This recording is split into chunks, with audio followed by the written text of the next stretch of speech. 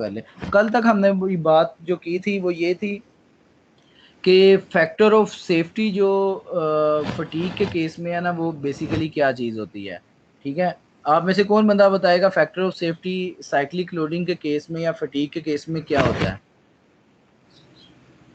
Factor of endurance safety. Limit divided by लो। Good. तो sir endurance endurance limit, limit जी जी, आपने बिल्कुल डिवाइडेड ठीक है। Hello. Endurance limit divided by allowable stress. ठीक है, तो हमने ऊपर एंड्योरेंस लिमिट को क्यों रखा था? सर सर क्योंकि अल्टीमेट वैल्यू थी सर। नहीं, अल्टीमेट वैल्यू तो नहीं, अल्टीमेट वैल्यू अल्टीमेट है, अल्टीमेट थोड़ी है वो। अल्टीमेट वैल्यू सर अल्टीमेट होती है। उसके बाद अगर हम मतलब ज्यादा लोड अप्लाई करेंगे तो हमारे पास वो साइक्लिक आएगा नहीं, वो एकदम टूट जाएगी मटेरियल। जी, मैं ना कल वाली ये जो चीज़ है ना फैक्टर ऑफ सेफ्टी वाली, उसको थोड़ा सा रिवाइज कर देता हूँ कि जैसे हम पहले सब्जेक्ट्स में पढ़ते रहे हैं कि किसी भी डक्टाइल मटेरियल की स्ट्रेस स्ट्रेन डायग्राम ये होती है, और इसमें सबसे पहले एक पॉइंट आता है sigma Y, yield strength point आता है, जिसके बाद मटेरियल परमानेंट डिफॉर्म होना स्टार्ट हो जाता है। इसी तरह ब्रिटल मटेरियल के लिए एक पॉइंट आता है डायरेक्ट ही सिग्मा यू, इसमें सिग्मा वाई नहीं आता, डायरेक्ट ही ऑलमोस्ट जो है ना वो सिग्मा यू आता है अल्टीमेट स्ट्रेंथ, और उसके बाद वो टूट जाता है ब्रिटल मटेरियल के लिए। और डक्टाइल मटेरियल के लिए फैक्टर ऑफ सेफ्टी का जो फार्मूला हम बनाते थे sigma Y divided by sigma allowable करते थे। इसी तरह अल्टीमेट के लिए फैक्टर ऑफ सेफ्टी बनाते हैं ना, sigma you divided by sigma allowable करते हैं। ठीक है, तो ये डक्टाइल के लिए हमने कल भी बात की थी, और ये ब्रिटल के लिए हमने कल भी बात की थी। ठीक है, तो लेकिन हमारे जो केस है इसका फटीग का, ठीक है, फटीग में हमें पता है कि हमारा कंसर्न अल्टीमेट स्ट्रेंथ पॉइंट के साथ भी नहीं होता, ठीक है, यील्ड स्ट्रेंथ पॉइंट के साथ भी नहीं होता। हाँ, अलबत्ता एक पॉइंट होता है सिग्मा ई एंड्योरेंस लिमिट, इसके साथ हमारा पॉइंट होता है। ठीक है, और ये ऐसा पॉइंट होता है, ठीक है, जिससे नीचे नीचे फटीग जो है ना वो शो नहीं हो रही होती, नंबर ऑफ साइकिल। सर बहुत शोर आ रहा है। अब जी सर ठीक होगा। ठीक है, तो एंड्योरेंस लिमिट जो है ना वो बेसिकली क्रिटिकल पॉइंट है।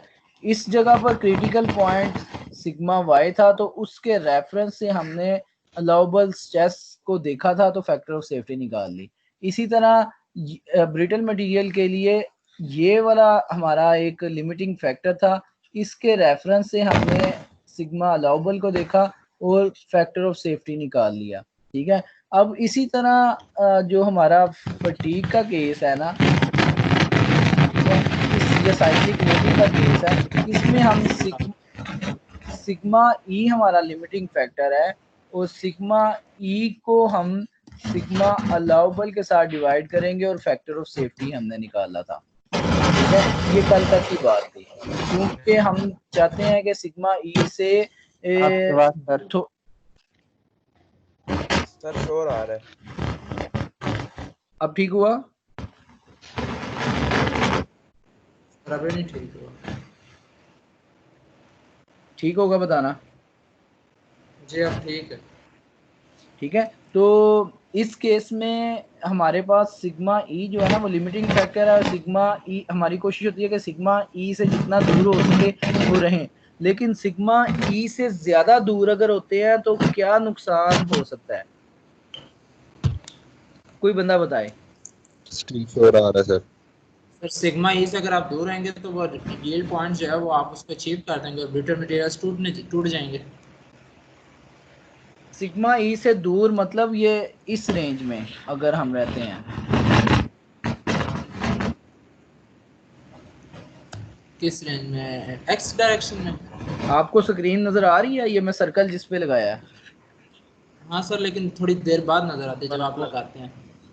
ओके, तो ये जहाँ पे सर्कल लगाया है, अगर इस सिग्मा ई से नीचे नीचे अगर हम रखते हैं सिग्मा अलाउबल, ठीक है, और मटेरियल के ऊपर इस वैल्यू की, इस सर्कल वाले वैल्यू की अगर हम साइक्लिक लोडिंग लगाते हैं, ठीक है, जिसमें मैग्नीट्यूड ये वाला हो, लेट्स सपोज ये वाला मैग्नीट्यूड है, ठीक है, जिस पे लाइन लगाई है मैंने, तो अगर इस पे की साइक्लिक लोडिंग लगाते हैं तो क्या नुकसान हो सकता है? सर कोई नुकसान नहीं है। कोई नुकसान नहीं है। वैसे तो Yes, सिग्मा ई से नीचे नीचे जितनी भी रेंज है ना, ये सारी की सारी वो रेंज है जिसके ऊपर कंपोनेंट की लाइफ जो है ना, हमें वो इनफाइनाइट नंबर ऑफ साइकिल्स मिलते हैं, ठीक है, सारी जिंदगी के लिए वो मिलती है। ऐसे ही है ना? Yes sir. ठीक है, इस चीज को ज़हन में रखें। लेकिन एक चीज ये भी ज़हन में रखें कि सिग्मा ई से जितना दूर होते जाए हम नीचे की तरफ, उतना ज्यादा मटेरियल हमें ज्यादा लगाना पड़ेगा, ठीक है जी। ये ऐसा ही है ना? उतना जितना ज्यादा हम ऐसे ही है। सेफ्टी की तरफ जाएंगे, जितना ज्यादा हम चीज को अपने सेव करेंगे, उतना ज्यादा जो है ना मटेरियल हमें ज्यादा लगाना पड़ेगा, ठीक है। तो मतलब इस चीज, हाँ, इस चीज की एग्जांपल जो है ना, मैं आपको कुछ इस तरह देता हूँ कि फॉर एग्जांपल आप ये देखें, मुझे बताएं कि आपका जो मोबाइल है आपके हाथों में, ठीक है, ये मोबाइल का मॉडल आमतौर पे आपने देखा होगा कि ये तकरीबन 2 साल 3 साल पुराना होगा, इससे ज्यादा ये पुराना नहीं होगा, ऐसे ही है ना? 3-4 साल से ज्यादा पुराना ये मॉडल नहीं होगा। ज्यादातर 80-90% के हाथों में जो मोबाइल है 3-4 साल से पुराना मॉडल नहीं होगा। इस चीज से एग्री करते हैं ना आप सारे? तो मेरे पास लेटेस्ट है सर। लेटेस्ट है, बिल्कुल लेटेस्ट है सर। हाँ, ज्यादा से ज्यादा भी अगर किसी के पास पुराना है ना, तो 3-4 साल से पुराना वाला मॉडल नहीं होगा, ठीक है। तो आजकल ये बेसिकली आजकल जो है ना, ये ट्रेंड है कि हर साल जो है ना कंपनीज वो नए नए मॉडल्स हाई प्रोसेसर स्पीड के साथ, हाई रैम कैपेसिटी के साथ, और हाई इंटरनल मेमोरी के साथ, हाई इंटरनल कैशे मेमोरी के साथ, मतलब अच्छी परफॉर्मेंस के साथ, ज़्यादा अच्छी परफॉर्मेंस के साथ हर साल नए नए मॉडल्स और अट्रैक्टिव मॉडल, लाइट मॉडल जिसमें बैटरी भी अच्छी हो, ये चीज़ें इंट्रोड्यूस करवाती रहती है। हर साल नई कंपनीज जो है ना ये डेवलपमेंट करती रहती है, ठीक है। तो उससे ये होता है कि मोबाइल जो कस्टमर इस्तेमाल करते हैं ना, वो मैक्सिमम भी करें 3 से 5 साल के अंदर अंदर बस इस्तेमाल करेंगे। इससे ज़्यादा कोई बंदा भी ना मोबाइल इस्तेमाल कर ही नहीं पाता, ठीक है। उसकी नीड जो है ना 3-4-5 साल बाद चेंज हो जाती हैं। वो कहता है कि मुझे अच्छा कैमरा, कोई कहता है अच्छा कैमरा अब चाहिए, कोई कहता है कि मुझे मेमोरी अब और चाहिए, कोई कहता है प्रोसेसिंग स्पीड और चाहिए, नया मॉडल आया कोई उसका शौकीन होता है। तो 4-5 साल से ऊपर कोई बंदा 5 साल के बाद जो है ना एक ही मॉडल रखना बहुत इम्पॉसिबल है, ऐसा ही है ना? जी सर। ठीक है। अच्छा, अब ये चीज़ जब आपको पता है, तो सबसे पहले ये चीज़ जो है ना डिज़ाइन इंजीनियर्स को पता है जो मोबाइल बनाते हैं, ठीक है, उनको ये चीज़ अच्छी तरह पता है कि भाई ये जो रेस लगी हुई है नई से नई टेक्नोलॉजी आने की, इसकी वजह से और बाकी फैक्टर्स की वजह से जो मैक्सिमम लाइफ है वो 5 से 7 साल या 5-6 साल से ज़्यादा मोबाइल की लाइफ नहीं है। तो जब एक डिज़ाइन इंजीनियर या इतनी बड़ी को कि इसकी लाइफ ही मैक्सिमम इस्तेमाल करते हैं 5 साल ठीक हुई है? ठीक हुई है? जी सर। Yes sir. ठीक है सर। ठीक है। तो जब कंपनीज को ये पता है कि इसकी लाइफ ही 5 से 7 साल मैक्सिमम है, और कस्टमर का अगर मोबाइल ठीक भी हो 5 साल बाद, वो फिर भी इस्तेमाल नहीं करता, वो फेंक देता है। हर एक के घर में कोई ना कोई पुराने मोबाइल पड़े होंगे 5-5 7-7 साल पुराने, वो सही भी होंगे लेकिन इस्तेमाल ही नहीं करते, ठीक है। कोई ना कोई कुछ पड़ा होगा पुरानी सिमों वाला, लेकिन वो इस्तेमाल ही नहीं करते, या बैटरी बस डेड हुई होगी मैक्सिमम।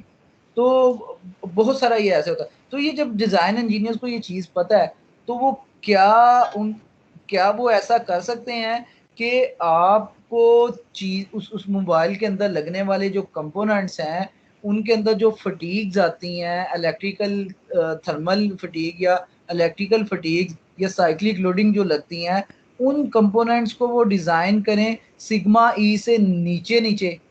क्या वो उनका वो सिग्मा ई वैल्यू से नीचे डिज़ाइन करना एक अच्छा कदम हो सकता है? हाँ। अच्छा, वो अगर सिग्मा ई से नीचे डिज़ाइन करते हैं तो वो सारी ज़िंदगी के लिए डिज़ाइन होगा, वो सारी ज़िंदगी वो कंपोनेंट फेल नहीं होगा, लेकिन उसकी कीमत क्या थोड़ी ज़्यादा नहीं हो जाएगी? हाँ, ज़्यादा हो जाएगी लेकिन सर। ठीक है, तो अगर वो सारी ज़िंदगी के लिए डिज़ाइन करें ना वो मोबाइल के कंपोनेंट्स, तो उसकी कीमत भी ज़्यादा हो जाएगी और उसका वेट भी थोड़ा सा ज़्यादा हो जाएगा, ऐसा ही है ना? जी। ठीक है, तो जब हमें पता है कि भाई कस्टमर ने 5 साल से ज़्यादा इस्तेमाल ही नहीं करना, तो हम तो बेवकूफ़ हुए कि हम उसे सारी ज़िंदगी के लिए डिज़ाइन कर दें और उस मोबाइल की कीमत भी मार्केट में ज़्यादा लगाएँ, कस्टमर भी कम लेंगे, हमारा बिज़नेस भी कम होगा। ठीक है, तो जी। ये तो कभी भी बेवकूफ़ी कंपनीज़ नहीं करेंगी। तो कंपनीज़ क्या करती हैं, अगर उन्हें पता कि 5 साल इससे ज़्यादा इस्तेमाल नहीं होता, तो वो जो उसके अंदर लगने वाले कंपोनेंट्स की जो साइक्लिक लोडिंग के अगेंस्ट फेलियर वाले कंपोनेंट्स हैं ना, उनको वो डिज़ाइन कर देते हैं 6 साल, 7 साल या 8 साल के लिए। ठीक है? कि इसके ऊपर आने वाले जो नंबर ऑफ साइकिल्स है ना इसके अंदर, जो इसकी लाइफ़ है, वो साइकिल 7 साल में जाकर कहीं पूरे हों, इससे पहले पूरे ना हों। ठीक है? मतलब for example 10 raise to power 8 number of cycles के लिए वो डिज़ाइन किया है, जो कि सिग्मा ई से थोड़ा-सा इधर ये आपको स्क्रीन पे नज़र आ रहा है। लेट्स सपोज़ ये एक पॉइंट है जो कि इधर आगे चल के ना एक कर्व बन रही थी, वो लेट्स सपोज़ इस तरह की एक कर्व है, ये जो मैंने बनाई है।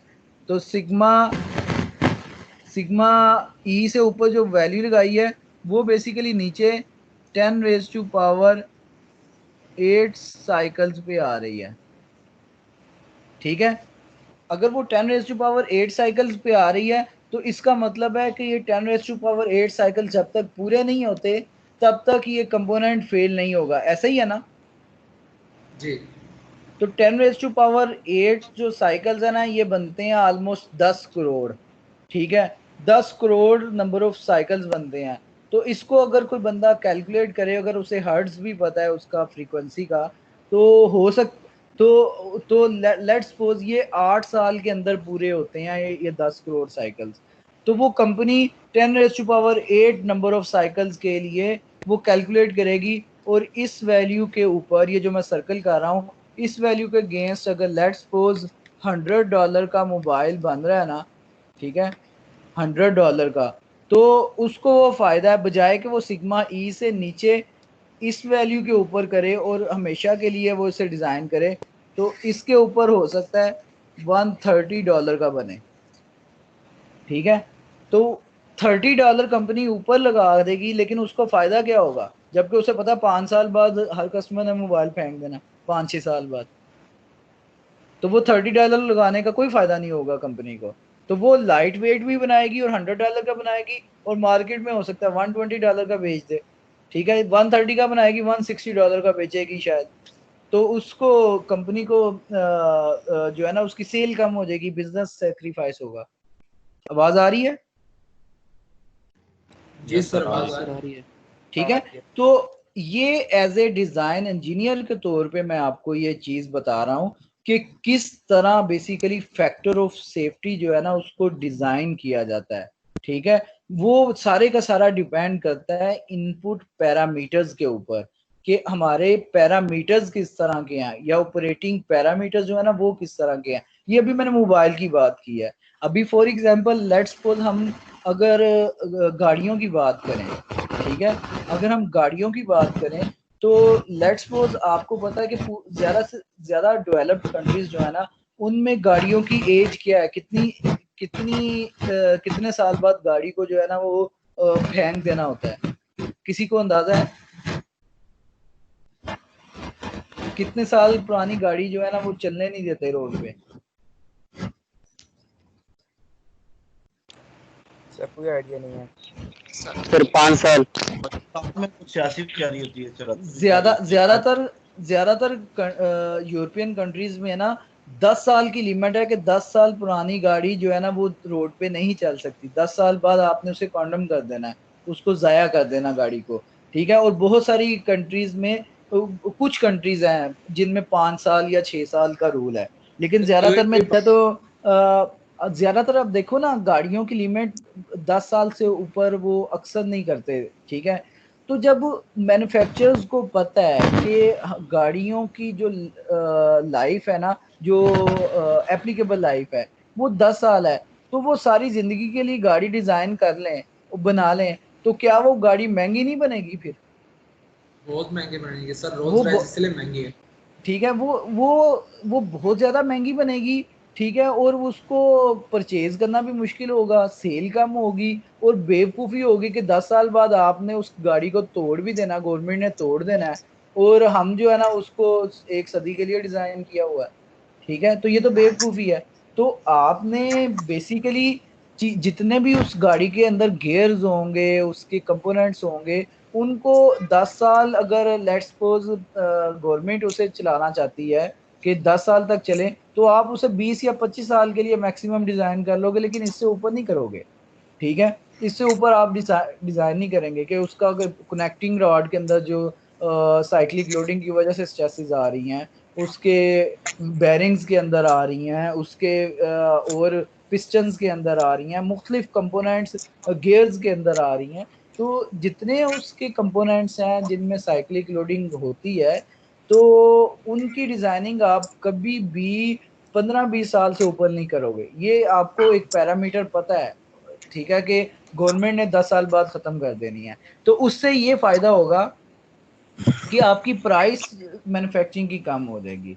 तो अब ये सारी बात जो इतनी लंबी चौड़ी मैंने की है ना, इसका बेसिकली समरी इसकी ये है कि बहुत सारे केसेस में या ज़्यादातर केसेस में हम जो अप डिज़ाइन करते हैं चीज़ को, वो सिग्मा ई वैल्यू फटीग लिमिट या एंड्योरेंस लिमिट से थोड़ा सा ऊपर ऊपर करते हैं, इससे नीचे नीचे नहीं करते, ठीक है। इस चीज को याद रखना है ज्यादातर केस में, ज्यादातर में, सब केसेस में नहीं, बहुत सारे केसेस ऐसे।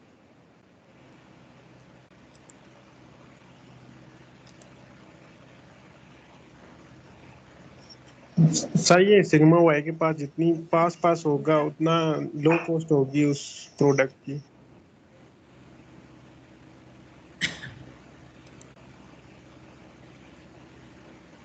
हेलो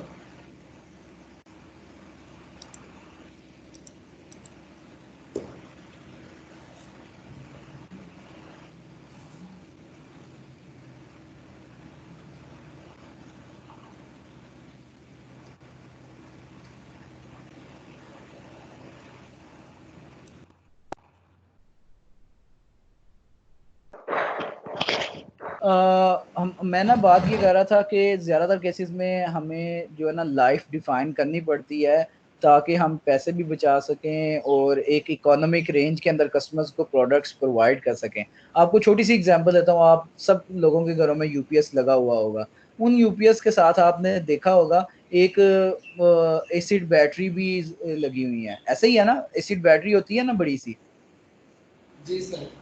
ठीक है। अब ये एसिड बैटरी की आप स्पेसिफिकेशन कभी देखें ना, इसके ऊपर लिखा होता है कि तकरीबन 700 टू 1000 साइकिल्स जो है ना इसकी लाइफ है, ठीक है। 700 टू 1000 इसकी लाइफ उन्होंने बताई हुई होती है। तो अब आप इसका एक दफ़ा आप दिन में चार्ज अगर करते हो और एक दफ़ा डिस्चार्ज करते हो, ठीक है, तो इसकी लाइफ जो है ना वो बेसिकली वो एक दिन में एक साइकिल होता है, और एक साल में कितने साइकिल्स हो जाएंगे? सर 365। ठीक है, 365 साइकिल्स हो जाएंगे। इसी तरह 2 सालों में ऑलमोस्ट 750 के करीब 700। साइकिल, ठीक है, 750 जी के करीब हो जाएंगे। और 2.5 से 3 सालों के अंदर ना वो 1000 साइकिल, 800 से 1000 साइकिल जो उन्होंने बताए हैं ना कंपनी ने, वो 2.5 साल के करीब करीब तकरीबन पूरे हो जाएंगे, ठीक है। और आपने देखा होगा कि आपके घरों की यूपीएस की बैटरी भी अगर रोजाना चार्ज और डिस्चार्ज होती है एक दफ़ा, तो वो तकरीबन 2.5 में 2-2.5 साल के अंदर अंदर वो बैटरी ख़त्म हो जाती है, ख़राब हो जाती है। ऐसा ही आपने ट्रेंड देखा है ना, 2.5-3 साल के अंदर अंदर बैटरी ख़राब, ठीक है, एग्जैक्टली हो जाती है। अगर ड्राई बैटरी है तो उसकी लाइफ थोड़ी साइकिल्स ज़्यादा डिज़ाइन किए जाते हैं, वो तकरीबन 2000-3000 साइकिल्स तक डिज़ाइन किए जाते हैं। इसी तरह और आजकल ट्यूबुलर बैटरीज आई हैं, उनके साइकिल्स और भी ज़्यादा है, ठीक है। इसी तरह बहुत सारी बैटरीज हैं, उनके साइकिल्स और बहुत सारे ज़्यादा है, ठीक है। तो मतलब कहने का ये है कि हर चीज़ को, ज़्यादातर चीज़ों को वो एक ख़ास लाइफ के लिए नंबर ऑफ साइकिल्स डिज़ाइन किए जाते हैं, ठीक है। तो उन साइकिल्स को आप जो है ना वो देख लेते हैं कि हमारी ज़िंदगी में वो कितनी देर तक चलेंगे, ठीक है। तो आपने अगर कैसियो की घड़ियाँ, ख़ासकर मेरा उसके साथ एक्सपीरियंस हुआ है, कैसियो की 1 नंबर घड़ी इस्तेमाल की, तो आप वो देखेंगे 5 से 6 साल के अंदर पूरे एग्जैक्टली उसका सेल जो है ना ख़त्म हो जाता है। पूरे 5 साल या 5.5 साल के अंदर अंदर उसका सेल ख़त्म हो जाता है, फिर आपको नया सेल डलवाना पड़ता है। कंपनी गारंटी जो है ना वो आपको 5 साल की देती है घड़ी की, ठीक है। तो वो 5 से 6 साल के अंदर अंदर वो पूरी बैटरी उसकी जो है ना वो डेड हो जाती है, ख़त्म होती है, अचानक ही बंद हो जाता है। तो इसी तरह हर चीज़ के लिए आप एक जो है ना फटीग की लाइफ डिफाइन करके तो उसको बनाते हैं, ठीक है। इस चीज़ को आपने याद, चाहे वो गेयर्स हो, इंजन हो, कोई भी चीज़ हो, ज़्यादातर कंपोनेंट्स, ठीक है, ज़्यादातर कंपोनेंट्स ऐसे किए जाते हैं। तो जो मतलब ब्रिजेस बनाने हैं, बहुत सारी और ऐसी चीज़ें बनानी है जो सदियों सदियों आपने संभाल के रखनी है या चलानी है, जैसे तो उन पे फटीग की जो लाइफ है ना वो आप for the whole life design अक्सर करते हो, ठीक है। जैसे बहुत सारे ब्रिजेस हैं, ठीक है, तो वो आप जो है ना उनको पूरी ज़िंदगी के लिए डिज़ाइन करते हैं, ठीक है। वो 50 साल, 100 साल, 1.5 साल पुराने भी ब्रिजेस अक्सर आपको नज़र आते हैं। अच्छा जी, लास्ट टाइम हमने डिस्कस यहाँ तक किया था फैक्टर ऑफ सेफ्टी तक, ठीक है, और ये फार्मूला ड्राइव किया था, तो इसी को मैंने थोड़ा सा एक्सप्लेन आपको कर दिया है। ये पीछे वाला भी क्लियर हो गया और फर्दर भी जो डिटेल्स मैंने आपको देनी थी वो भी काफ़ी हद तक हो गई हुई है, ठीक है। इसमें फिर फर्दर जो है एक चीज़ है कि हम आम तौर पे 10⁻⁷, 10⁻8 नंबर ऑफ साइकिल्स के लिए चीज़ें डिफाइन करते हैं, ठीक है। और अगर तो आप 10,000, ठीक है, 10,000 जो यहाँ पे इसने लो साइकिल 1000 लिखा हुआ है, अगर तो किसी चीज़ की लाइफ जस्ट 1000 साइकिल है तो उसको लो साइकिल लाइफ बोलते हैं कि इसकी जो है ना कम एज है। लेकिन 1000 नहीं, 10,000 से नीचे नीचे आमतौर पे जो आते हैं ना उनको लो साइकिल लाइफ बोला जाता है, ठीक है। और 10,000 से ऊपर जो होते हैं उनको हम जो है ना वो हाई साइकिल लाइफ बोलते हैं, 10,000 से ऊपर ऊपर, ठीक है। तो ये कल तक की चीज़ ये काफ़ी हद तक हमारी ये वाली कंप्लीट हुई। इसी तरह इस बुक में अगर आप देखें, बुक के 67 पेज है, तो उसमें एक ये एसन कर्व दी गई है। एसन कर्व क्या होती है, कौन बताएगा? लास्ट टाइम हमने ना एसन कर्व पे बात की थी कि एसन कर्व बेसिकली क्या होती है। एसन कर्व होती है स्ट्रेस और नंबर ऑफ साइकिल्स वाली जो कर्व होती है, ठीक है, कि कितनी स्ट्रेस लगाएंगे और कितने नंबर ऑफ साइकिल्स जो है ना वो हमें मिलेंगे, ठीक है। ये इस पे बात करेंगे कि शुरू में सिग्मा यू, सिग्मा वाई और सिग्मा ई एंड्योरेंस लिमिट से नीचे जो होती है ना सारी की सारी, ठीक है, एंड्योरेंस लिमिट से नीचे नीचे वाली, ठीक है, ये सारी इनफाइनाइट लाइफ को रिप्रेजेंट करती है। और सिग्मा यू और सिग्मा ई से लेके इसके दरमियान जो है ना जितनी स्ट्रेस लगती है उसके अकॉर्डिंग हमें जो है ना वो लाइफ मिलती है, ठीक है। तो ये बेसिकली सिग्मा ये जो ग्राफ है ना ये इसमें अप्लाइड स्ट्रेस जो एम्पलीट्यूड है, साइक्लिक लोडिंग का जो अप्लाइड स्ट्रेस का एम्पलीट्यूड है, साइक्लिक लोडिंग का एम्पलीट्यूड से क्या मतलब है, कौन बंदा बताएगा? साइक्लिक लोडिंग का एम्पलीट्यूड। सर साइक्लिक लोडिंग तो वही लोडिंग होती है ना जो आप जो मतलब उसको बार बार मैक्सिमम इसका हो जाता है, जो मिनिमम मैक्सिमम जाता सर है। हम कर रहे हैं।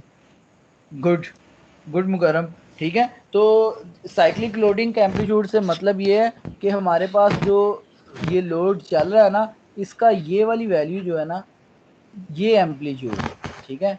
तो ये एम्पलीट्यूड जो है ना, इसकी हम बात कर रहे हैं कि ये कितना होना चाहिए, ठीक है। तो ये यहाँ पे शो कर रहे हैं कि अगर लेट्स सपोज ये 45 KSI होता है ना साइक्लिक लोडिंग का एम्पलीट्यूड, तो हमें स्टील के केस में, ये स्टील का एक ग्रेड दिया है 1020 HR, ठीक है। तो 45 KSI के ऊपर ऑलमोस्ट 10⁻⁴.5 साइकिल्स मिलते हैं। तो ये 10⁻⁴.5 कितने साइकिल हो जाते हैं, कौन बताएगा?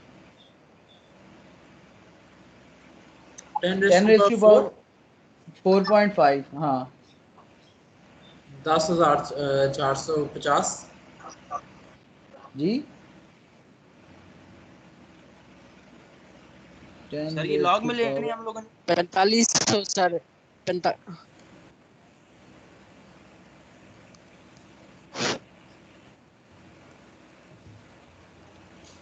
ये ऑलमोस्ट 31,000 कुछ बनता है क्या, है ना? जी इतने, हाँ जी। हाँ 31,000 साइकिल तकरीबन बनते हैं, ठीक है। तो अब बात करने का मकसद ये है कि अगर ये 45 KSI का एम्पलीट्यूड हो साइक्लिक लोडिंग में, तो स्टील के ऊपर हम लगाएं ये वाला, तो ऑलमोस्ट हमें 10⁻⁴.5 साइकिल्स लाइफ के बाद वो फेल होगा, ठीक है। यानी कि 31,000 साइकिल हो सकता है एक दिन में पूरे हो जाएं, हो सकता है 2 दिन में पूरे हो जाएं, डिपेंड करता है जो साइक्लिक लोडिंग लगाई जा रही है वो 1 मिनट में रिपीट हो रही है, 2 मिनट में रिपीट हो रही है, या 1 सेकंड में रिपीट हो रही है। वो जितने भी टाइम में रिपीट हो रही है उसके हिसाब से वो जो है ना 31,000 साइकिल जब पूरे हो जाएंगे तब वो कंपोनेंट फेल हो जाएगा। ऐसा ही है ना? ऐसा ही है? जी सर, जी जी सर ऐसे ही है। ठीक है। इसी तरह आप इसी स्टील को देखें कि अगर 40 KSI हो तो थोड़ा सा 10⁻⁵ साइकिल हो जाते हैं, 1,00,000 साइकिल हो जाएंगे, ठीक है। इसी तरह अगर 35 KSI लगाएं तो ऑलमोस्ट 10⁻⁶ KSI के 10⁻⁶ साइकिल्स, 10⁻⁶ जो है ना वो 10 ऑलमोस्ट बनते हैं 10,00,000, ठीक है। अगर 30 KSI करते हैं तो ऑलमोस्ट 10⁻⁷ 1 करोड़ साइकिल जो है ना वो हो जाएंगे, ठीक है। तो साइक्लिक जी 1 करोड़ साइकिल्स के बाद जाकर फेल होगा 30 KSI के ऊपर।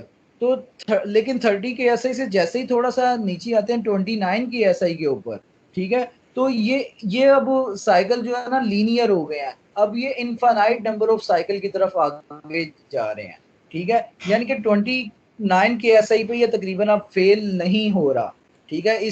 ये किसी भी नंबर ऑफ साइकिल पे फेल नहीं होगा, अब ये इनफाइनाइट नंबर ऑफ साइकिल पे चला जाएगा। यानी कि हम कह सकते हैं 29 या 30 एक ऐसी लिमिट है कि जिससे नीचे जो है ना वो फटीग एग्जिस्ट नहीं करेगी या फटीग की वजह से चीज फेल नहीं होगी। इस वजह से इस 29 या 30 वाली वैल्यू को स्टील के केस के लिए हम फटीग लिमिट या एंड्योरेंस लिमिट बोलते हैं। ये कल तक हमारी पूरी बड़ी डिटेल से डिस्कशन हुई थी, तो इसमें कोई चीज का इशू तो नहीं है ना? सर जी इसमें जैसे आप देखें ना, ये 29 और 30 मतलब हमने स्ट्रेस कैसा है उसमें रखा है, इसमें हम उसकी कोई डायमेंशंस भी तो करेंगे ना कि इस डायमेंशंस के लिए हमने ये ग्राफ बनाया है। नहीं, ये वाला जो है ना ये एक स्टील के ग्रेड के लिए बना हुआ है, एक खास सिर्फ स्टील के ग्रेड के लिए है, ठीक है। स्टील हाँ, के मटेरियल के लिए है जी। इस ग्रेड की कोई विड्थ डायमीटर ये सब तो होएगा ना कि इतने में ये सारा एप्लीकेबल है?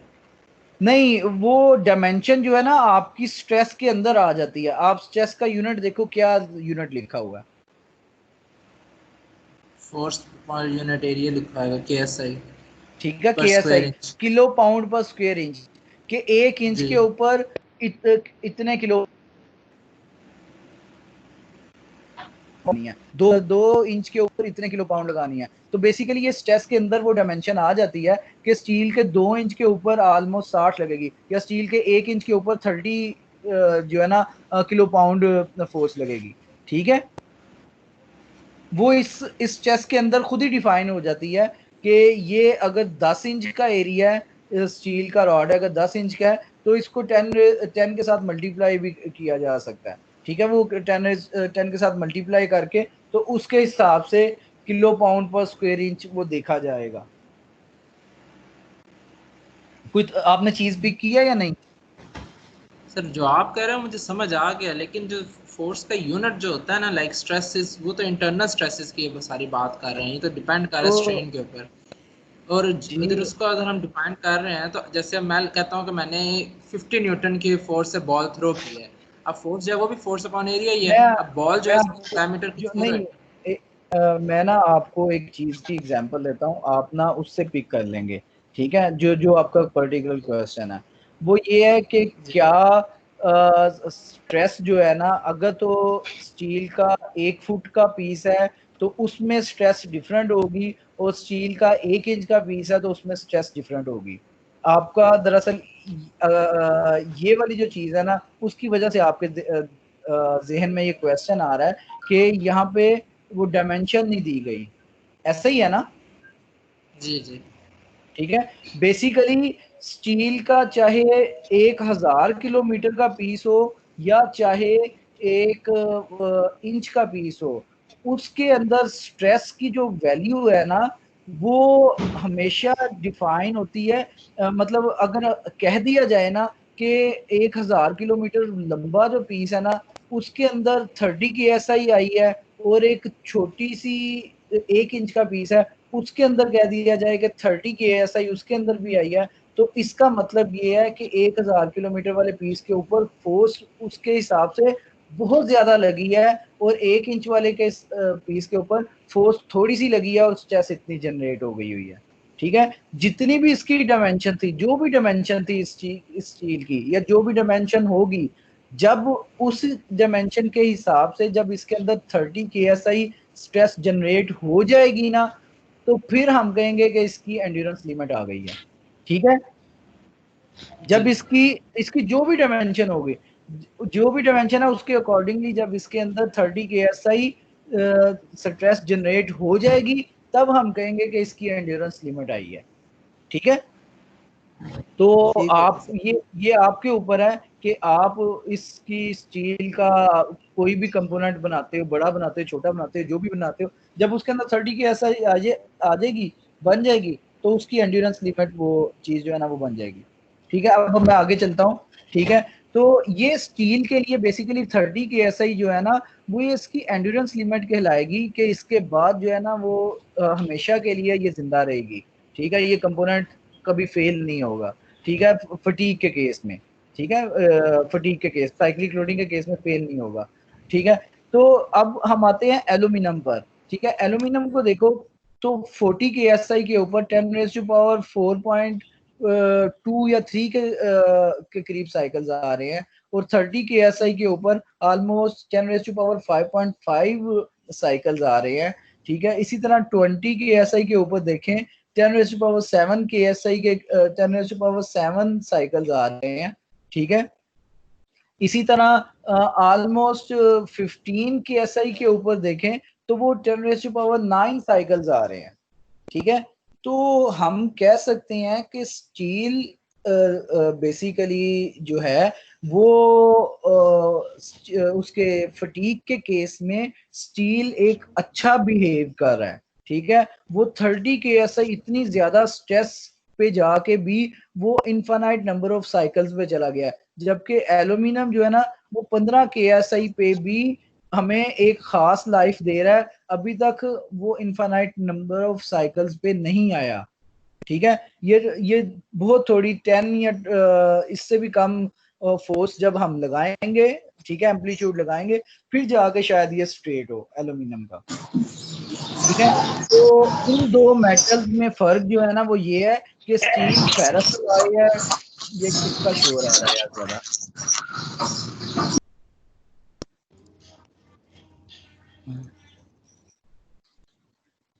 अच्छा, तो इन दोनों में फर्क ये है कि ये फेरस अलॉय है और ये एल्यूमिनियम अलॉय है, ठीक है, ये स्टील का जो ना फेरस अलॉय है और ये एल्यूमिनियम अलॉय है। ठीक, तो फेरस अलॉयज हमेशा ज्यादा स्ट्रॉन्ग अक्सर होते हैं, ज्यादा स्ट्रॉन्ग होते हैं फटीग के केस के लिए। ठीक हो गया, इसमें कोई इशू तो नहीं है? No sir, thank you. Sir ये HR क्या है?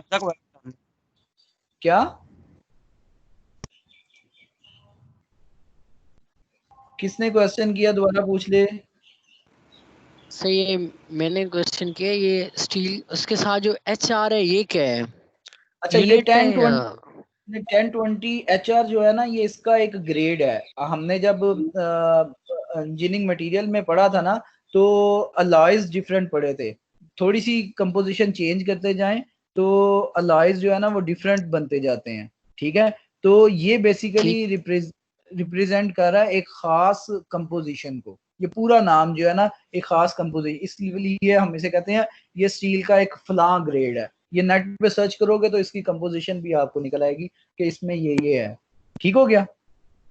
ठीक हो गया सर। अच्छा जी, तो अब components which are subjected to loading which varies with time can fail at stresses well below the material's ultimate strength. ध्यान, आवाज ठीक आ रही है? जी सर, आवाज ठीक आ रही, बेहतरीन आ रही। चलो ठीक है, बस ये सुने हो तो मसला ये बीच में जहां जरूरी होगा मैं एक्सप्लेन कर दूंगा। This is known as fatigue failure, and it accounts for the vast majority of mechanical engineering failures worldwide. The bolts in an office chair, the crank arm on your bicycle, and pressurized oil pipelines are just a few examples of components which are subjected to time-varying loads and may be at risk of fatigue failure.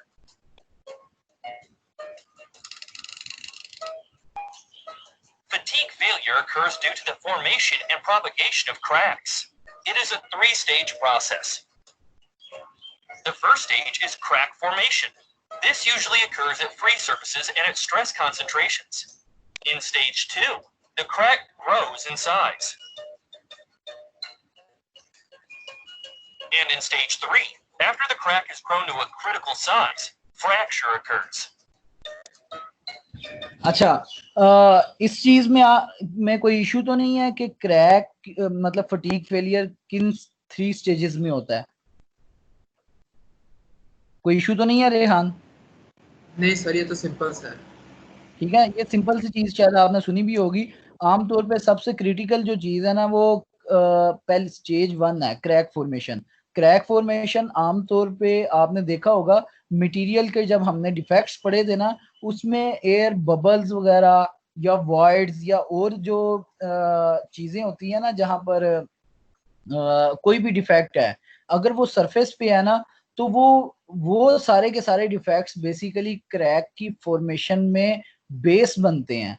ठीक है, कोई भी छोटा सा air bubble भी crack को initiate करा सकता है। क्रैक इनिशिएशन या क्रैक फॉर्मेशन जो है ना पहली स्टेज, अगर एक चीज हो जाती है तो फिर उसके बाद क्रैक ग्रोथ और फ्रैक्चर की तरफ वो बड़ी तेजी से चले जाता है।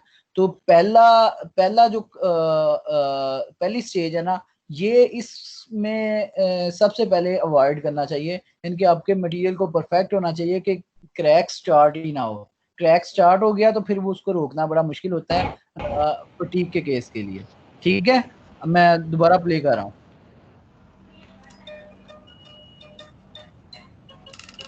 So how can we figure out whether a component is likely to fail due to fatigue? One common approach is to run fatigue tests by subjecting a component or test piece to a large number of constant amplitude stress cycles and counting the number of cycles until it fractures. If we repeat this test a large number of times with different applied stress ranges, we can plot the results on a graph with the number of cycles to failure n on the horizontal axis and the applied stress range s on the vertical axis. Because the number of cycles to failure can be very large, a log scale is usually used for the horizontal axis. By fitting a curve to the data points, we obtain what is known as an SN curve. The SN curve allows you to calculate the number of cycles until a component is likely to fail for a given stress range. For example, if we have a stress range of 100 MPa or 15 KSI, this SN curve tells us that the number of cycles to failure is 500,000. If we know that our component is subjected to 1 cycle per minute, we could predict that our component will fail due to fatigue after approximately 1 year. Fortunately, we don't have to perform these. अच्छा, इस चीज की आपको समझ आई है? जी sir. तहालालपुर mic on करो। जी sir, आ गया। अच्छा, इसमें बेसिकली ये बता रहा है कि अगर लेट्स सपोज स्ट्रेस 100 मेगापास्कल है तो वो 5 लाख जो है ना साइकिल्स के बाद जाकर फेल होगा। ठीक है, तो 5 लाख साइकिल को वो आगे कह रहा है कि अगर एक साइकिल 1 मिनट में पूरा हो रहा है ना, तो ये 5 लाख साइकिल्स 1 साल के अंदर जाके पूरे होते हैं, यानी कि हमारा कंपोनेंट 1 साल के बाद फेल होगा। ठीक है, इसी तरह हमें अगर चाहते हैं कि हमारा कंपोनेंट 1 साल की बजाय 5 साल के बाद फेल हो, तो हम ये 10⁵ की बजाय हम थोड़ा सा आगे इसको ले आएंगे यहाँ पर। ठीक है, और इसके अकॉर्डिंग अगर देखें तो वो स्ट्रेस जो है ना, अप्लाइड स्ट्रेस एम्पलीट्यूड, वो कम यहाँ पे तकरीबन लगाना पड़ेगा। ठीक है, वो 100 मेगापास्कल की बजाय हो सकता है वो 60 या 70 मेगापास्कल पे हमें लगाना। Time-consuming fatigue tests ourselves. SN curves for many different materials are already published in different engineering codes. For some materials, and in particular for ferrous materials, it is important to note that the SN curve at a very large number of cycles becomes a horizontal line. This is known as the endurance limit. Theoretically, the component could be cycled at stress ranges below this level forever, and it will never fail due to fatigue. This makes the endurance limit an important fatigue design parameter.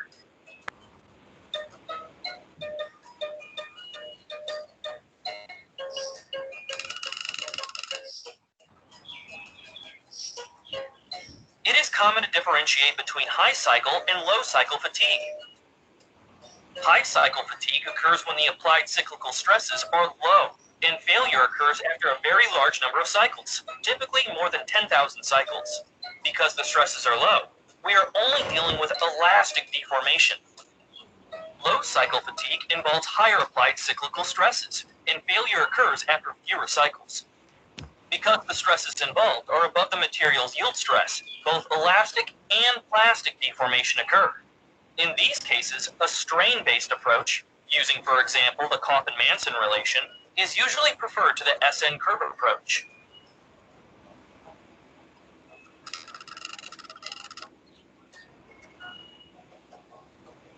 If we return to the data from our fatigue tests, we can see that there is a large amount of variability in the data. This is typical for fatigue tests, even when identical test pieces are used. If we use a best fit SN curve, as we have done here, there is a significant possibility that our component will fail at a much smaller number of cycles than the curve predicts. This test piece, for example, failed at a much lower number of cycles than predicted by our SN curve. For this reason, SN curves published in engineering codes are normally shifted downwards by a certain number of standard deviations to give a reduced probability of failure. Here, by shifting the mean curve down on the vertical axis by 2 standard deviations, we have reduced the probability of failure from 50 to 1%.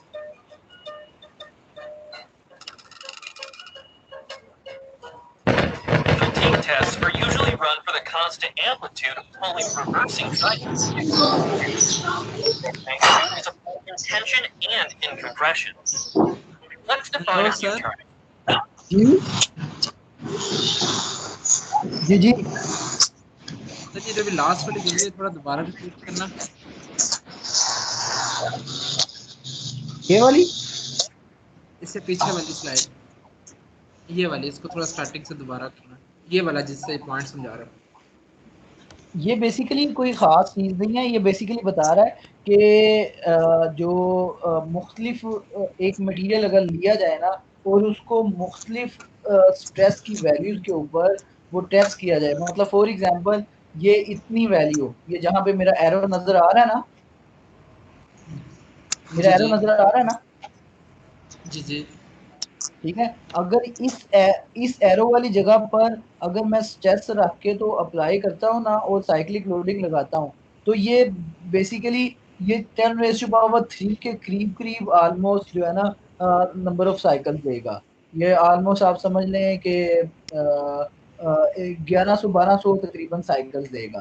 ठीक है। लेकिन जी अगर फिर इसी तरह उस specimen को let's suppose उसी तरह के एक और स्पेसिमन को इस स्ट्रेस के ऊपर अगर टेस्ट किया जाए, ठीक है सर, नंबर ऑफ, तो फिर चेक किया जाए अब कितने साइकिल्स देता है, तो वो इतने साइकिल्स देगा 10⁵ फिर हम उसको जो है ना उसी तरह के सैंपल को इतनी स्ट्रेस के ऊपर टेस्ट करते हैं, ठीक है, इतनी स्ट्रेस के ऊपर टेस्ट करते हैं और फिर वो चेक करते हैं कितने साइकिल देता है, वो ऑलमोस्ट 10⁻6 से थोड़े से ज़्यादा। और इसी तरह करते करते मुख्तलिफ स्ट्रेसेस की एम्पलीट्यूड्स की वैल्यूज़ के ऊपर जो है ना हम वो देख लेते हैं कि ये मटेरियल किस तरह बिहेव कर रहा है। तो वो जिस तरह बिहेव करेगा ये पॉइंट्स हमने लगा लिए थे, ठीक है, और उन पॉइंट से एक कर्व बना ली कि इन पॉइंट्स की मीन वैल्यू जो है ना वो ये कर्व बन रही है, ठीक है। तो बेसिकली ये कर्व जो है ना उस मटेरियल के लिए एक कैरेक्टरिस्टिक कर्व बन गई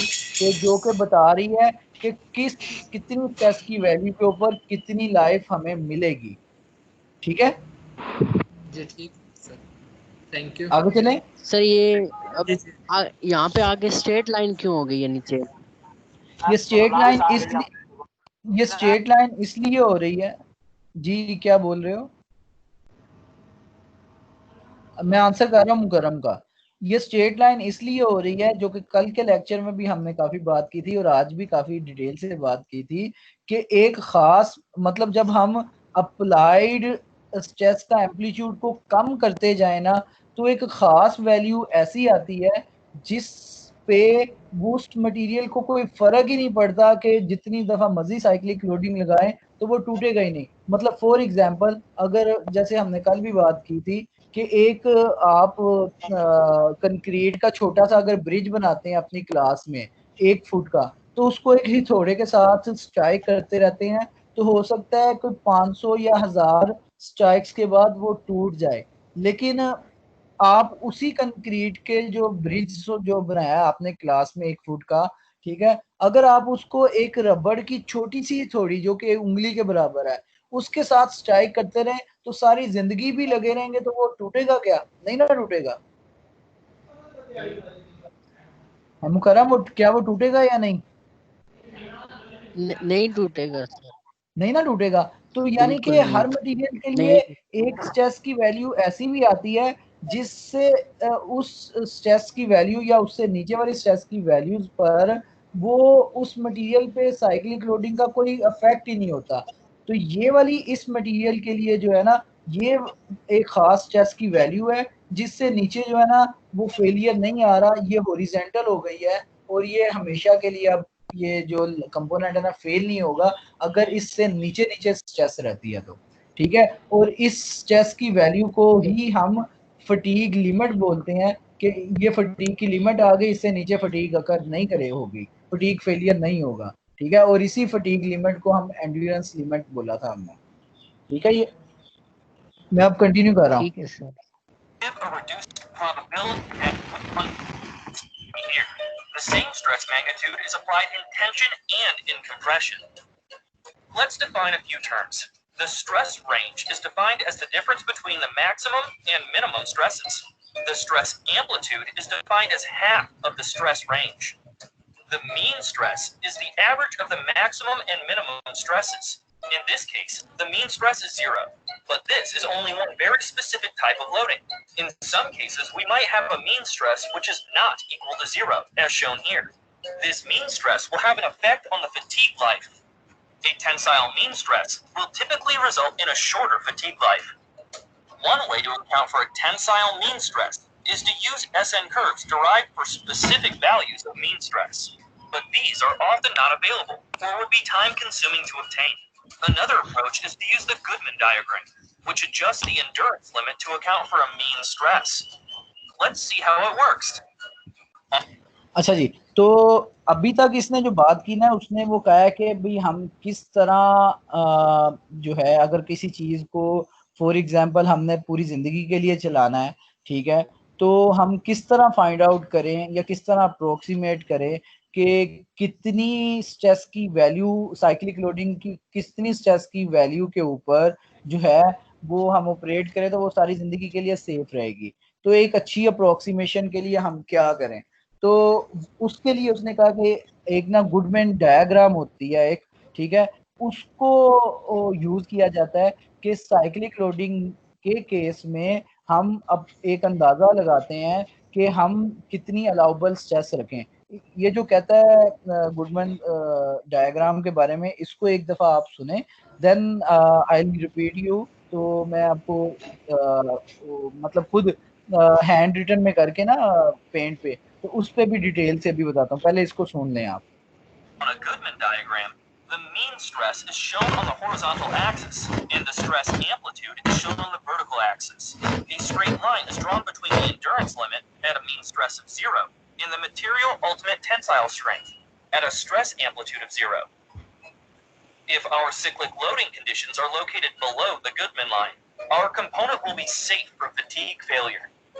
There are a few different variations of this diagram, as you can see here. This approach can only be used to determine whether a component will have an infinite life. It doesn't allow us to calculate a fatigue life.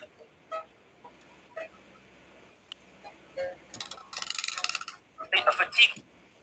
अच्छा, हो सकता है कुछ को समझ आई हो, लेकिन मैं इसको ना एक्सप्लेन कर देता हूँ खुद आपको।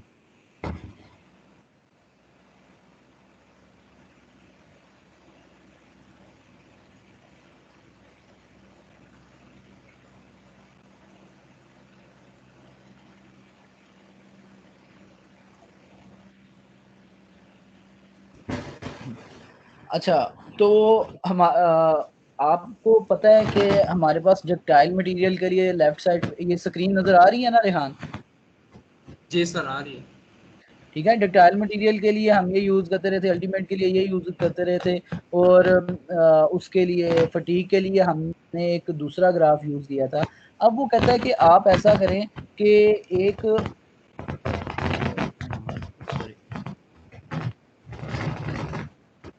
कहता है कि आप ऐसा करें कि हॉरिजॉन्टल पे जो है ना, आपने इस टेंसाइल के केस के लिए जो चीज दी है ना, ठीक है, टेंसाइल के केस के लिए एक हमारे पास थ्रेशोल्ड एक होता है ब्रिटल का, ठीक है, सिग्मा यू, ठीक है, इसको ज़हन में रख लें कि और सिग्मा यू से नीचे नीचे अगर फॉर एग्जांपल ब्रिटल मटेरियल के लिए अगर सिग्मा यू के बाद चीज़ टूट जाती है, तो सिग्मा यू से नीचे नीचे अगर स्ट्रेस लगाएं तो क्या चीज़ टूटेगी या सेफ रहेगा material? Sir safe sigma you रहेगा। से अगर नीचे नीचे हम जी, सिग्मा यू से नीचे नीचे। जी सर सिग्मा यू से नीचे सेफ ही रहेगा। ठीक है, ब्रिटल मटेरियल के केस में अगर आप देखें तो वो सेफ रहेगा। ठीक है, तो अब वो कहता है कि राइट साइड पे UTS अल्टीमेट टेंसाइल स्ट्रेंथ, ठीक है, अगर इस पॉइंट को आप ड्रॉ करके पास रख लें, और इसी तरह वर्टिकल के केस में आप जो है ना उसको हम सिग्मा ई, ठीक है, सिग्मा ई एंड्योरेंस लिमिट को जो है ना वो ज़हन में रख लें। ठीक है, तो वो कहता है कि और इन दोनों पॉइंट्स को हम अगर मिला लें, ठीक है, तो हमारे पास एक ये ग्राफ बन जाता है। इसमें ये है कि हॉरिजॉन्टल एक्सिस में जो अल्टीमेट टेंसाइल स्ट्रेंथ है, हम ये कंपोनेंट लेट्स सपोज एक कंपोनेंट एज्यूम कर लेते हैं कि ब्रिटल मटेरियल का कोई नाम लें। कौन सा मटेरियल होता है ब्रिटल मटेरियल? किसी मटेरियल का नाम लें ब्रिटल मटेरियल का। ग्लास ग्लास ले लें, ठीक है, ये ग्लास एक ब्रिटल मटेरियल है हमारे पास। ठीक है, तो ग्लास मटेरियल के लिए यूटी हमने जो लोड अप्लाई करना होता है अलाउबल, वो ऑब्वियसली अल्टीमेट टेंसाइल स्ट्रेंथ से कम ही होता है, ऐसा ही है ना?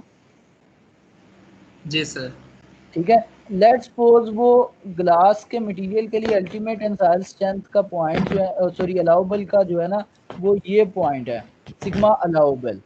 ठीक है, तो वो कहता है कि भाई जब आपका अगर नॉर्मल केसेस के लिए सिग्मा अलाउबल अगर ये है, तो आप ऐसा करें कि इस गुडमैन डायग्राम में ना इस पॉइंट को ऊपर वर्टिकल पे लेके जाएं, और ये जो लाइन के साथ लग रहा है यहाँ से आप हॉरिजॉन्टली लेफ्ट पे ले आएं और एक पॉइंट फाइंड आउट कर लें, और ये पॉइंट जो आपके पास अब निकलेगा ना, ये पॉइंट बेसिकली साइक्लिक लोडिंग के केस के लिए सिग्मा अलाउबल आपके लिए एक अच्छी अप्रोक्सीमेशन या एक अच्छा अंदाज़ा है। ठीक है, समझ आइए आपको। यानी कि वो अल्टीमेट टेंसाइल के केस के लिए जो ब्रिटल के लिए आप इस्तेमाल करते थे ना, अगर वो सिग्मा अलाउबल आप इतना लेते हो, ठीक है, 300 मेगा पास्कल लेते थे, तो 300 से ऊपर वर्टिकली जाएं और जहाँ पे वो टच होता है वहाँ से लेफ्ट हो जाएं तो सिग्मा अलाउबल आपके पास आ जाएगा। लेट्स सपोज ये 50 मेगा पास्कल आपके पास निकला, समझ आ गई। तो हमारे पास जो है ना साइक्लिक लोडिंग के केस के लिए वो एक चीज निकल आएगी। क्लियर हो गया? जी सर। ठीक है। यस अच्छा, सर, यस सर। ये हो गया अल्टीमेट टेंसाइल स्ट्रेंथ के रिलेटिव। तो लेकिन एक और चीज जो है वो ये कि उसमें आपको पता है ना कितने ग्राफ उसने दिखाए थे। एक कितने ग्राफ दिखाए थे उसने?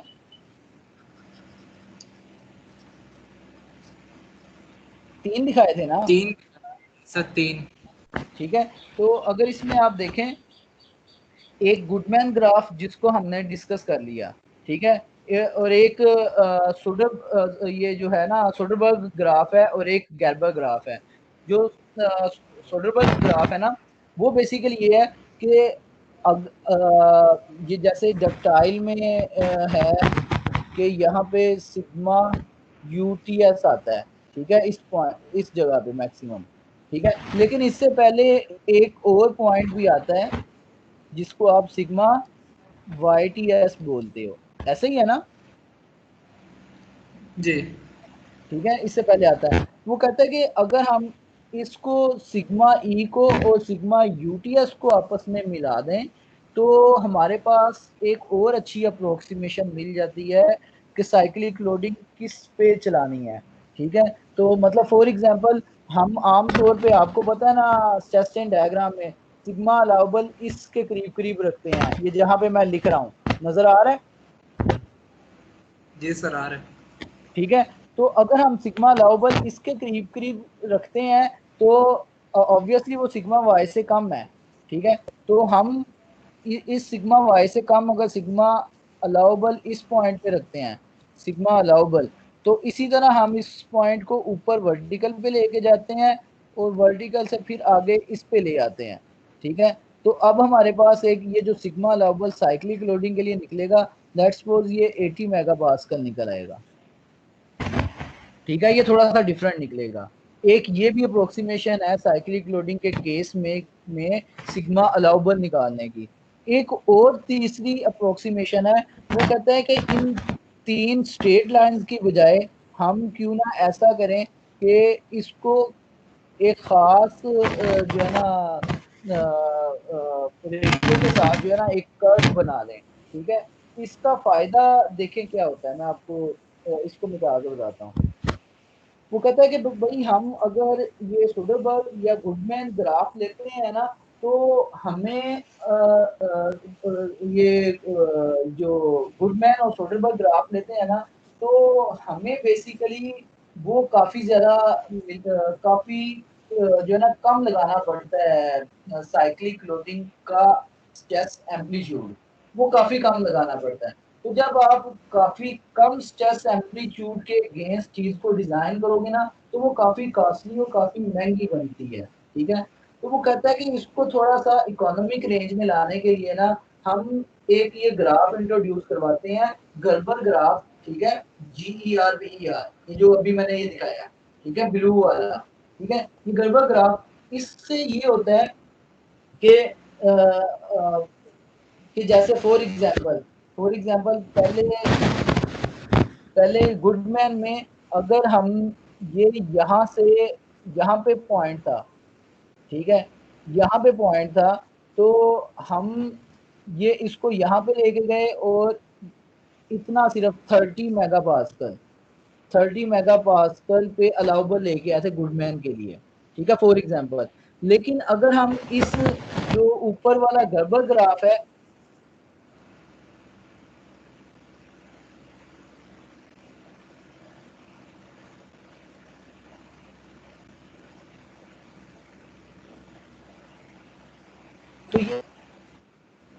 ये 120 मेगा पास्कल के करीब मिलेगा, ऐसा ही है?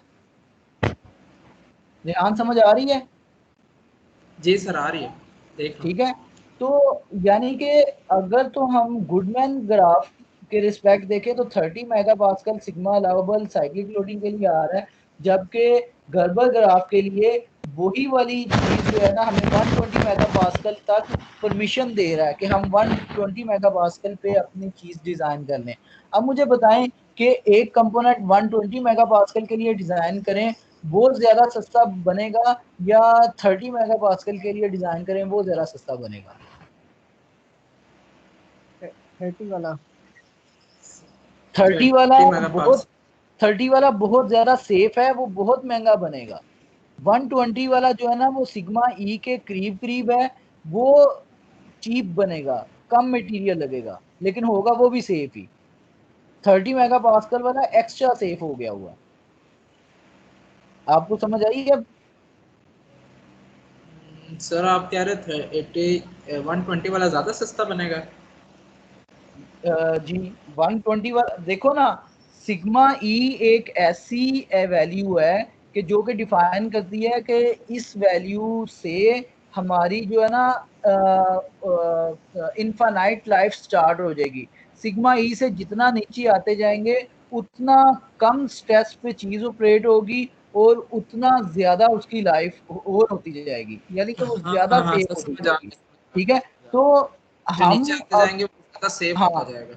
और अगर हम 30 मेगा पास्कल पे अपनी चीजें डिजाइन करेंगे या बनाएंगे ना तो वो ज्यादा बड़ी डायमेंशन में बनेंगी और ज्यादा कॉस्टली बनेगी। ठीक है, तो गुडमैन ग्राफ से अगर 30 मेगा पास्कल का रिजल्ट आता है तो उसके अगेंस्ट एक $200 का कंपोनेंट बन रहा है, जबकि ये गर्बर ग्राफ से 120 मेगा पास्कल वैल्यू आती है और इसके अगेंस्ट जो है ना सिर्फ $70 का या $80 की चीज बन रही है। तो और वो भी सेफ ही, सिग्मा ई से नीचे वो भी सेफ है। तो इसलिए हम प्रेफरेंस देंगे कि जहाँ पे एक सिंपल सी साइक्लिक लोडिंग है, सिंपल यानी कि एक कांस्टेंट सी साइक्लिक लोडिंग है, वहां पे हम गर्बर ग्राफ जो है ना उसको प्रेफरेंस दें कि वो हमारे पैसे ज्यादा बचा लेगा। ठीक है, ठीक है, जी सर ठीक हो गया। किसी का कोई क्वेश्चन है तो करें, फिर अगली बात करूं मैं। कोई क्वेश्चन नहीं है? अच्छा फिर सुनो इसे, अब इसे सुनो, कंप्लीट सुन लो इसे। Only be used to determine whether a component will have an infinite life. It doesn't allow us to calculate a fatigue life.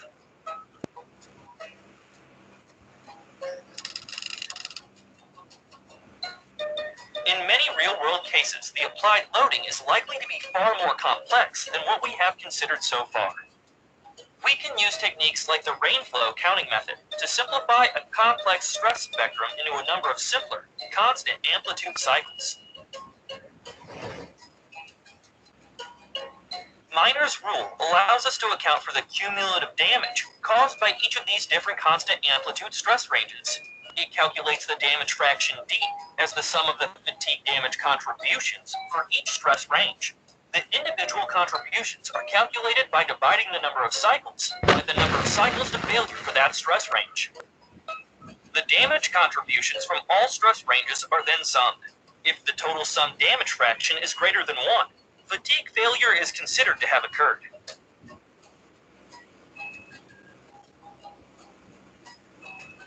In this example, the damage fraction D sums to 0.94. This is less than 1, and so fatigue failure has not occurred.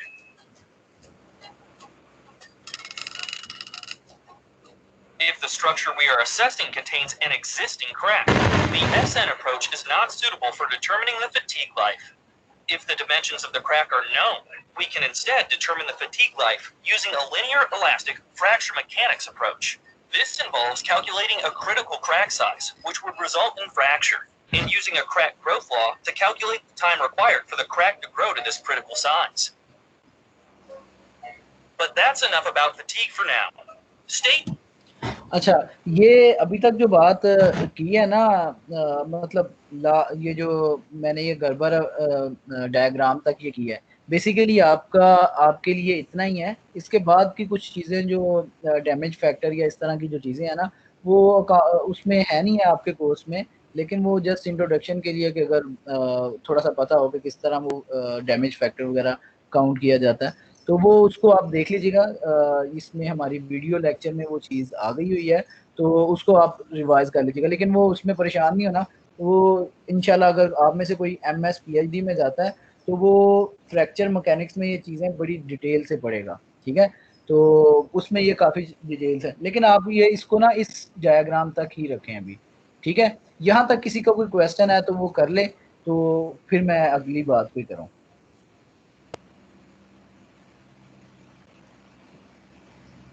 कोई question नहीं है? उमैर अरशद कोई question है? Sir no sir, मेरा कोई question नहीं।